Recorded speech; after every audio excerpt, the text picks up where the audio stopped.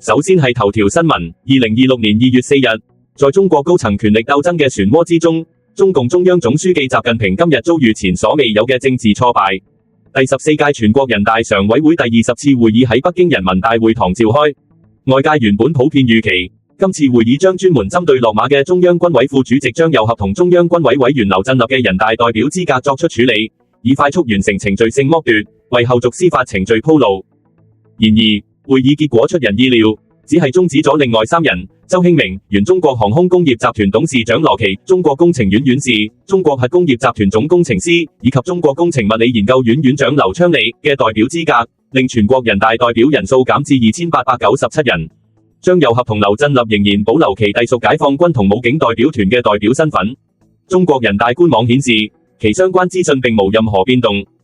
本台認為，呢個係人大常委會委員長趙樂際臨陣倒戈嘅明確信號，凸顯習近平喺黨內同軍中權威出現嚴重削弱，甚至可能預示中共高層權力結構將進一步動盪。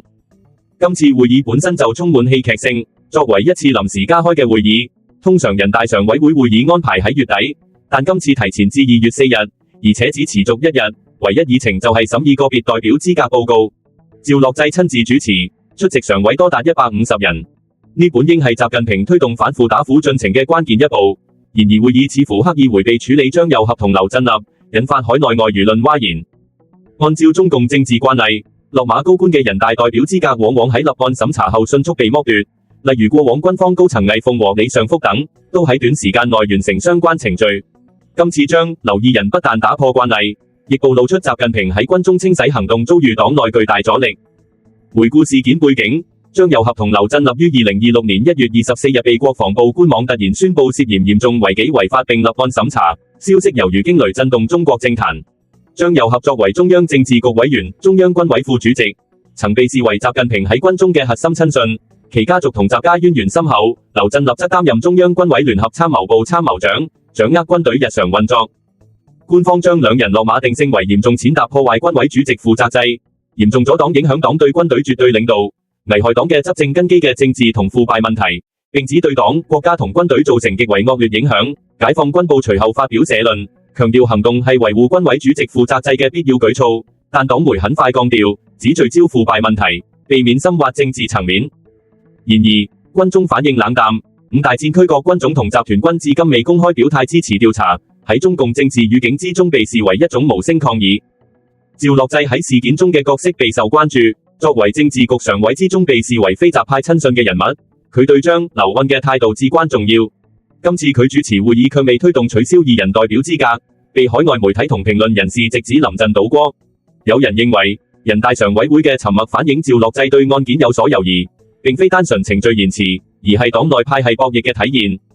有分析指，習近平喺抓捕行動中程序存在爭議，而張又俠、劉振立作為軍中老將深耕多年，其落馬引發連鎖反應，甚至傳出北京多地出現軍管戒備、指揮鏈受衝擊等消息。從歷史角度睇，今次挫敗並非孤立事件，習近平上台以來透過反腐整肅軍中高層，例如徐才厚、郭伯雄等，但張又俠一直被視為軍中防火牆。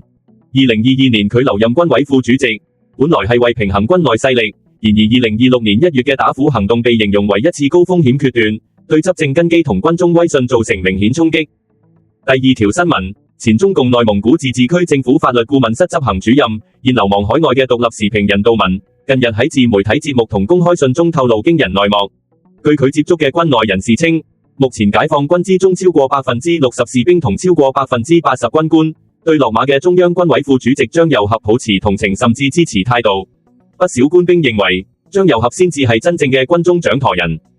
張又俠同劉振立突然落馬，引發全軍震撼同錯愕。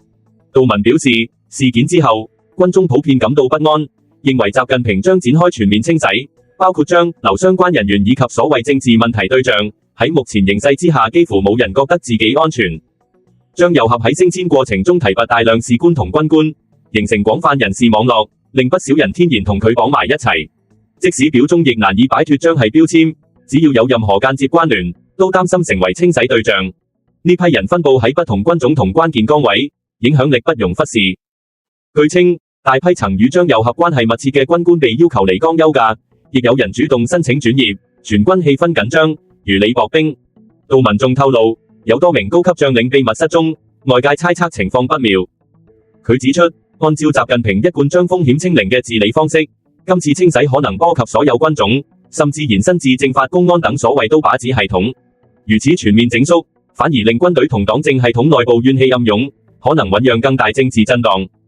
喺高壓環境下，軍委要求官兵必須公開表態支持中央同習主席，不但要口頭表態，仲要寫保證書同思想匯報。但據稱官兵私下普遍同情張又俠，因此願意交書面材料，卻拒絕公開站隊，令政工幹部十分尷尬。杜文引述一名軍長嘅講法指，喺現行體制下發動兵變難度極高，但若壓力持續升高，軍內鬥爭可能變得異常激烈，對軍隊造成嘅損害甚至可能超過戰爭本身。有學者分析，目前軍隊內部出現消極抵制同不作為現象，可能反映高層對案件定性仍存在分歧。